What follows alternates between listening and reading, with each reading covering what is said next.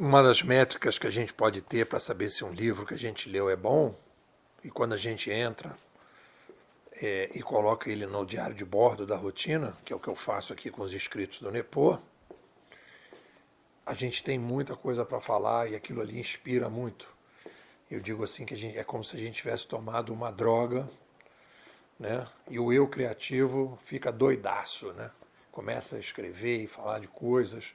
Então, e eu tenho destacado, fiz a separação aqui dentro, e aí a gente tem um nome novo, né? Que é o Guia da Felicidade Bimodal 2.0. Depois eu vou explicar por que eu estou chamando de guia. A gente tem a ideia de que tem que desenvolver o diário de bordo da rotina. E uma coisa importante aí, até conversando com o Wagner, na mentoria dessa semana, eu acho muito importante que o diário de bordo da rotina seja feito para publicação na internet. E qual é a importância disso? Porque você capricha no texto, se preocupa com o texto. Os rabiscos num caderninho, que eu faço também, é o diário de bordo da crise. É o momento em que as emoções negativas começam a tomar conta do seu corpo e você precisa retomar o controle. Chamar a mente secundária para retomar o controle. Aí você então chama um caderninho e aí a mente secundária, com aquele caderninho você vai dar nome às coisas e tal, vai organizando e aí você vai baixando, né, a energia das emoções negativas e vai conseguindo ter mais controle e as coisas vão funcionando. Mas o diário de bordo da rotina é fundamental que ele seja aberto e publicado na internet, né? E aí eu desenvolvo, né, e colocando aqui, a gente está consolidando aqui com os bimodais endógenos que estão nesse projeto aí da Felicidade 2.0, a gente está definindo que a gente está falando de mentores da felicidade. Estamos desenvolvendo um guia, o guia é um norte, o guia não é o guia, é um guia, é um texto. Que eu pedi para o tio Chatinho, ele falou, é um texto ou é uma pessoa? Não, é um texto. Então um guia é diferente de uma metodologia, como eu vinha chamando antes, porque um guia ele tem teoria e metodologia. Não é apenas metodologia, é mais o que fazer. E um guia tem, além disso, questões mais teóricas, mais reflexivas, né, juntando as duas coisas. E aí então eu, lendo o Maquil, acho que a gente tem que dividir em dois tipos de guia da felicidade. A gente, aqui na Bimodais, estamos desenvolvendo um guia da felicidade e quando eu leio o Maquil, eu vejo que ele tem um outro tipo de guia. Vamos fazer a diferença. O guia do Maquil, eu diria que é um guia da felicidade mais inspirativo. É mais ou menos o que faz o Mark Mason também. Ele geralmente, né, tem um estilo assim, conta uma história, depois ele faz as conclusões, a moral da história, uma história, a conclusão. Então, eles se preocupam, eles têm mais capacidade de venda, mas eles são menos estruturados para a disseminação daquela ideia. Eles são mais inspiradores. Quando eu estou aqui desenvolvendo o Guia da Felicidade Bimodal 2.0, eu estou chamando ele de um guia de felicidade mais formativo, porque a minha preocupação é criar ferramentas para que disseminadores possam trabalhar em cima daquilo e os clientes finais também possam trabalhar. Então ele tem uma preocupação maior da praticidade de colocar para rodar aquilo que a gente está propondo. Né? Por isso que a gente organizou para o cliente final missão, atitudes e métricas. A coisa bem organizada para que a pessoa possa pegar aquilo e servir como um guia. Né? E esses outros livros eles são mais inspiradores, não são tão preocupados em orientar, são preocupados mais em inspirar. Na sequência, inspirado aí pelo Maquil, eu venho falando dos projetos que a gente tem na vida, e aí até no final eu faço uma comparação dizendo que uma pessoa com problema, é aquela que o eu criativo começa a tomar decisões organizativas da vida da pessoa e o eu organizativo fica responsável por criar. Aí embola tudo. Então eu acho que quando a gente começa a desenvolver a mente secundária, a gente tem dois grandes personagens, né? Tem outros, mas os principais é o eu criativo e o eu organizativo. O eu criativo é o que desenvolve o fim. A ciência da inovação bimodal está sendo desenvolvida pelo eu criativo do Nepô. Agora, toda a estrutura que eu tenho da organização da escola, da organização da minha casa, para tudo, para poder dizer assim, agora eu criativo, senta aqui e produz, ele é um popstar, né, que gosta de tudo organizadinho, para ele sentar e dizer, bom, agora chegou a minha vez, vou cantar. É aquele cantor que ele chega de limusine, né, não quer saber, ele quer chegar no palco, ter o microfone funcionando, tudo funcionando, né, é meio Tim Maia, né? Olha o som, não sei do que, é chato, mas ele precisa da estrutura. Então o eu organizativo organiza e o eu criativo cria, né? O eu organizativo cuida dos meios e o eu criativo cuida dos fins. Então a gente não pode embolar os dois e é fundamental que a gente consiga trabalhar bem com as duas coisas. Aí, entrando aqui no livro do McKeown, ele fala: contrate devagar, demita depressa. Ele está aqui dentro da conversa tentando analisar o seguinte, aí ele vai um pouco na linha do Eric Ries. Caminha no MVP, nas decisões da tua vida, não toma uma decisão, eu já tinha falado sobre isso, mas vou repetir, né? Se você, botei aqui, né? Se você vai ser um ciclista, investir na compra de uma bicicleta a mais cara do planeta e das roupas mais sofisticadas, antes de fazer tudo isso, alugue uma para ver se faz sentido. Se você diz assim, quero morar em tal lugar, cara, experimenta. Eu preciso morar numa casa. Cara, aluga durante um mês uma casa para saber, de repente você vai chegar à conclusão que é tanto trabalho que você não quer uma casa, você quer voltar para o apartamento. Aí tu já gastou uma grana na casa e tal. Então, colocar a ideia das startups, né, na nossa vida pessoal, fazer os MVPs é uma coisa fundamental que está aqui dentro da linha do McKeown. Aí ele vai falar de relações, cita lá Maya Angelou, que fala assim, quando alguém lhe mostra quem é, acredite na primeira vez. Aqui a gente trabalha com foquismo, né?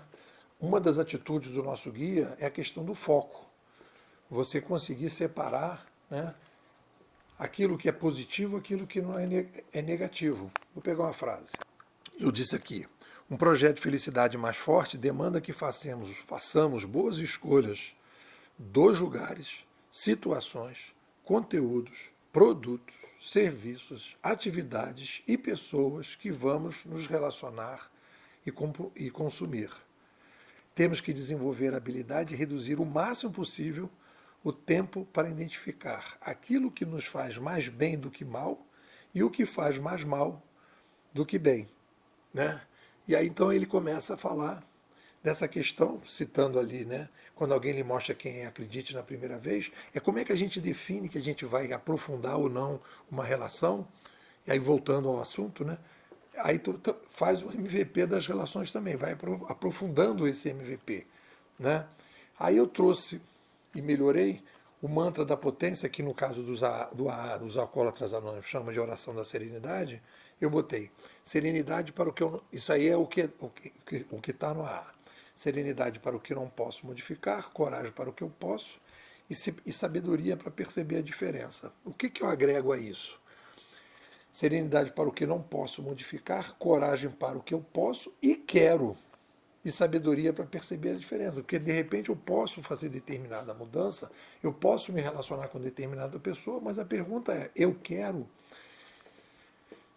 E aí a gente vai perguntar, né? Nem tudo que posso modificar, eu quero modificar. E aí eu preciso desenvolver essa serenidade para as coisas que eu não tenho condição de modificar. Aí ele fala aqui, ele traz aqui uma frase do Longfellow, que ele diz assim: a melhor coisa que se pode fazer quando chove é deixar chover. E aí eu digo, resume bem a ideia de que é preciso desenvolver a serenidade. Se chove, Não reclame da chuva, apenas veja qual é a melhor forma de se relacionar e tirar proveito dela. No artigo passado e no áudio passado a gente falou, né, do alarme anti-reclamação. Desenvolva um alarme anti-reclamação. Na hora que você vai começar a reclamar, transforme essa reclamação num agradecimento, pelo menos de aprendizado. Estive em tal lugar, fui maltratado e aprendi que lá não vou mais, ou lá tenho que me relacionar da seguinte maneira. Né? Aí eu desenvolvi aqui, esse é um conceito novo, eu acho que não vai ter jeito, a gente vai ter que colocar nas atitudes a gratidão, o gratidonismo e o perdonismo. E aí eu defini o perdonismo aqui como perdoar quem te magoou sem afastamento ou com afastamento parcial ou total, evitando vinganças ou tentativas de mudar quem não quer ser mudado. Aí eu fiz 2 tipos de perdão. Isso é muito importante, porque quando a gente fala perdão, a gente acha que só existe um perdão. E aí eu botei perdão com afastamento e perdão sem afastamento. Perdoar e continuar o relacionamento aceitando que os problemas gerados não vão se repetir em função do pedido de desculpa proativo. Vou falar disso à frente. Perdoar e estabelecer um novo relacionamento mais distante, que pode até ser nenhum relacionamento, percebendo que o que houve foi uma desculpa reativa. O que é isso, né? Pô, reativa e tal. Vamos lá.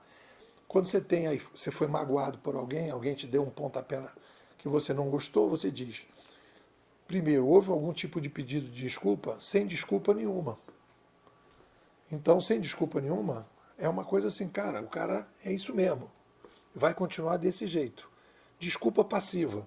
A pessoa te magoou, sabe que te magoou e pediu uma desculpa, mas de uma forma protocolar e não faz autocrítica. Ela não cria uma autocrítica. E aí, quando ela não faz autocrítica e uma autocrítica consistente, você vê, ela vai repetir o problema. E uma desculpa proativa. A pessoa te magoou, sabe que te magoou e pediu desculpa, procurando assumir o erro e apresentando a vontade de desenvolver ações razoáveis e plausíveis de superá-lo. E aí, obviamente, você vai ter que fazer um equilíbrio. Qual é o tamanho da mágoa que você teve e como é que é a consistência da desculpa. Aí você vai fazer nessa equação.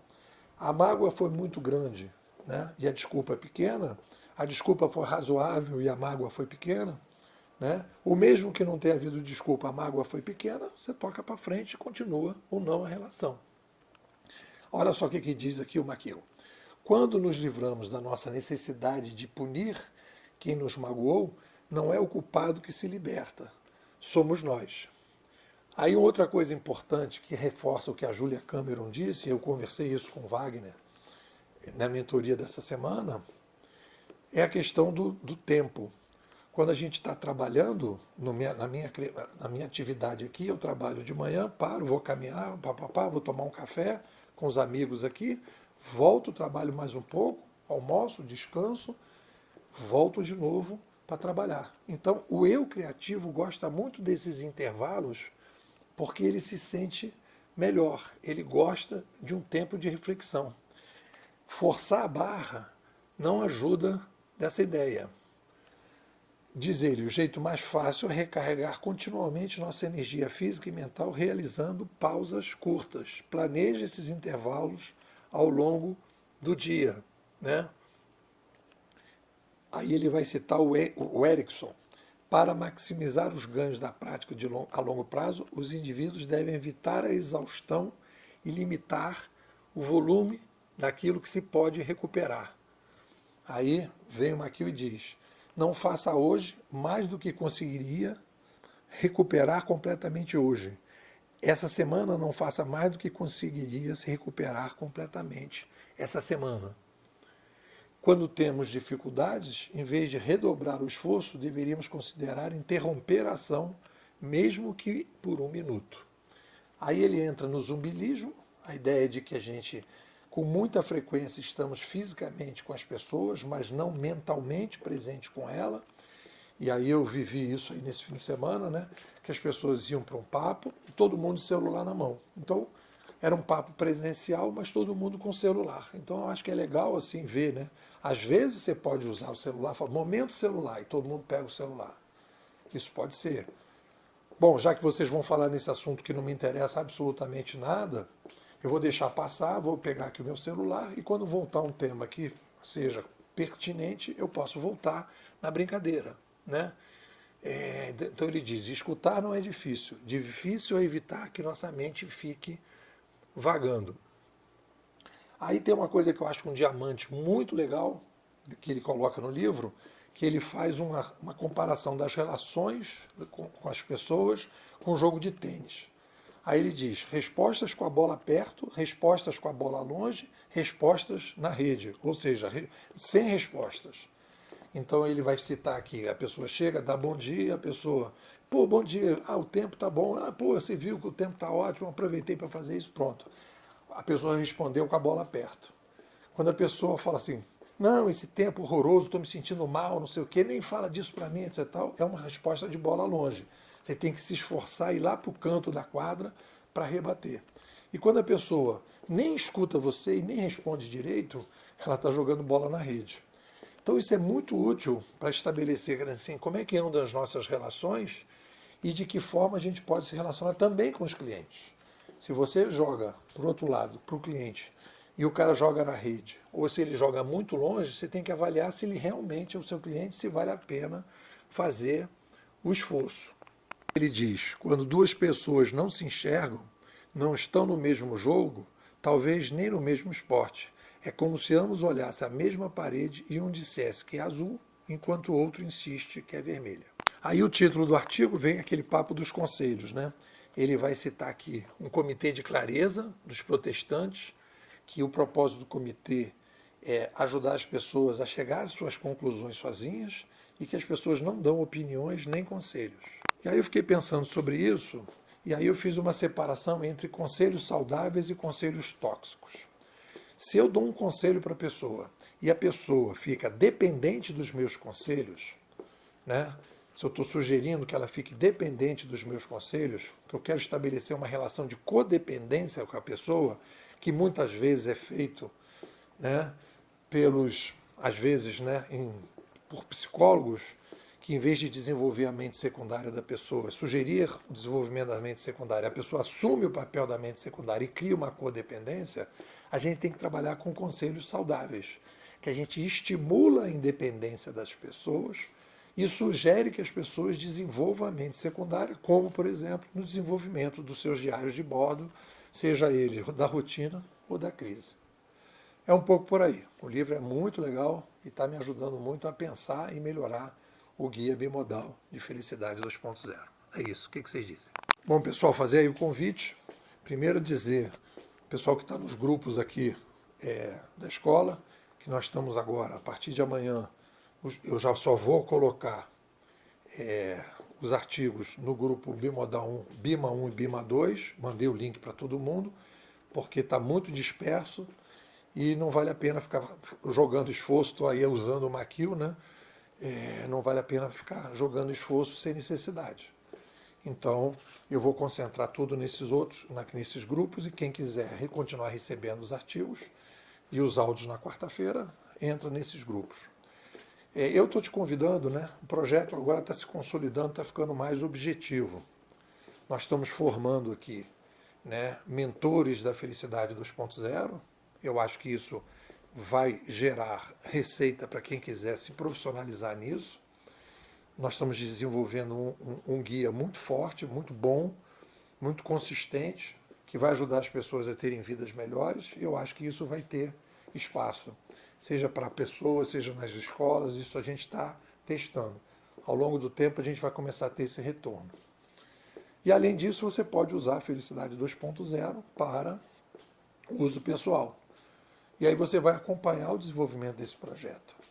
E além disso, você pode acompanhar o desenvolvimento da ciência da inovação bimodal, em que de vez em quando a gente fala, né, do cenário mais geral, fala das organizações, e a gente tem trabalhado muito na comentários de livros. Então está sendo o epicentro da escola. A gente vai pegando os livros, vai melhorando, vai aperfeiçoando, sempre com foco de melhorar a nossa narrativa.